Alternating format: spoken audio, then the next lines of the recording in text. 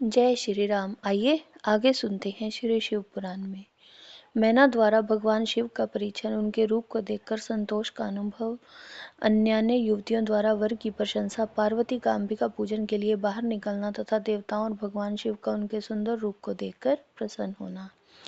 ब्रह्मा जी ने कहा, नारद, तदंतर भगवान शिव प्रसन्नचित हो अपने गणों, समस्त देवताओं और अन्य लोगों के साथ कौतूहल पूर्वक गिरिराज हिमवान के धाम में चले गए। हिमाचल की श्रेष्ठ पत्नी मैना भी उन स्त्रियों के साथ घर के भीतर गई और शंभु की आरती उतारने के लिए हाथ में दीपकों से सजी हुई थाली लेकर सभी ऋषि पत्नी और अन्य स्त्रियों के साथ आदर पूर्वक द्वार पर आई। वहां आकर मैना ने संपूर्ण देवताओं से सेवित गिरजापति महेश्वर शंकर को, जो द्वार पर उपस्थित थे, बड़े प्यार से देखा। उनकी अंग कांति मनोहर चंपा के समान थी।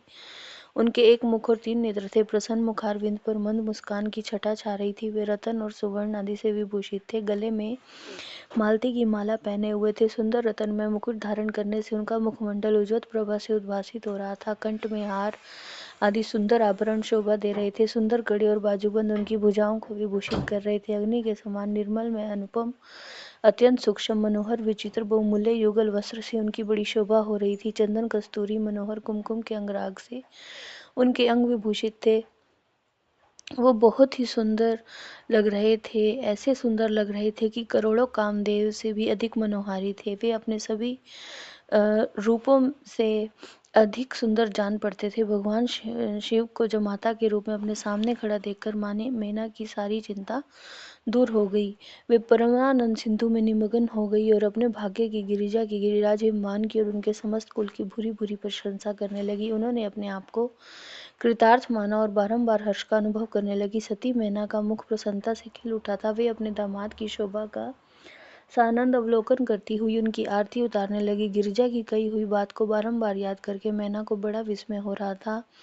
वे मन ही मन कहने लगी, पार्वती ने मुझसे पहले जैसा बताया था उससे भी अधिक सौंदर्य मैं इन परमेश्वर शिव के अंगों में देख रही हूँ। महेश्वर का मनोहर लावण्य इस समय अवर्णनीय है। ऐसा सोचकर आश्चर्यचकित हुई मैना अपने घर के भीतर आई। वहां आई हुई युवतियों ने भी वर के मनोहर रूप की भूरी भूरी प्रशंसा की। वे बोली, गिरिराज नंदी शिवा धन्य है, धन्य है। कुछ कन्याएं कहने लगी, दुर्गा तो साक्षात भगवती है। कुछ दूसरी कन्याएं महारानी मैना से बोली, हमने तो कभी ऐसा वर नहीं देखा, ना कभी ध्यान में ही ऐसे वर का अवलोकन किया है। इन्हें पाकर गिरिजा धन्य हो गई। भगवान शंकर का वह रूप देखकर समस्त देवता हर्ष से खिल उठे। श्रेष्ठ गंधर्व उनका यश गाने लगे और अप्सराएं नृत्य करने लगी। बाजा बजाने वाले लोग मधुर ध्वनि में अनेक प्रकार की कला दिखाते हुए आदर पूर्वक भांति भांति के बाजे बजा रहे थे। हिमाचल ने भी आनंदित होकर द्वारोचित मंगलाचार किया। समस्त नारियों के साथ मैना ने भी महान उत्सव मनाते हुए वर का परिचय किया। फिर वे प्रसन्नता पूर्वक घर में चली गई। इसके बाद भगवान शिव अपने गणों और देवताओं के साथ अपने को दिए गए स्थान से चले गए।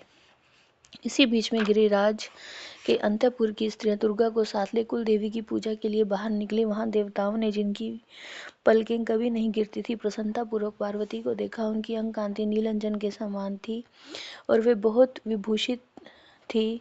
उनको देखकर ऐसे लग रहा था जैसे साक्षात जगदम्बा जमीन पर उतर आई हो। ललाट में कस्तूरी की बिंदी के साथ सिंदूर की बिंदी शोभा दे रही थी और माता बहुत सुंदर और मुख की शोभा, उनकी प्रभा आलोकित हो रही थी। मधु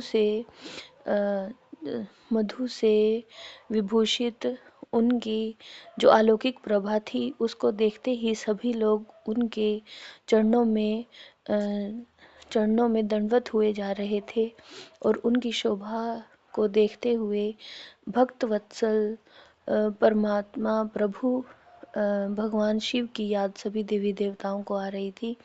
पार्वती को देखकर भक्ति भाव से मस्तक झुकाकर मैना सहित सभी देवताओं ने उन्हें प्रणाम किया। त्रिलोचन शिव ने भी बड़ी प्रसन्नता के साथ सती को देखा और शिवा को जब शिव ने देखा तो वे सभी एक प्रेमा भक्ति का अनुभव वहां पर हुआ। गौरी और शंकर की युगल जोड़ी ने सभी को आनंदित कर दिया। सभी गिरिराज के द्वारा नाना प्रकार की सुंदर सामग्री और समृद्धि से सम्मानित हुए। सब लोग सुखपूर्वक ठहर गए और भगवान शिव की सेवा करने लगे। जय श्री राम।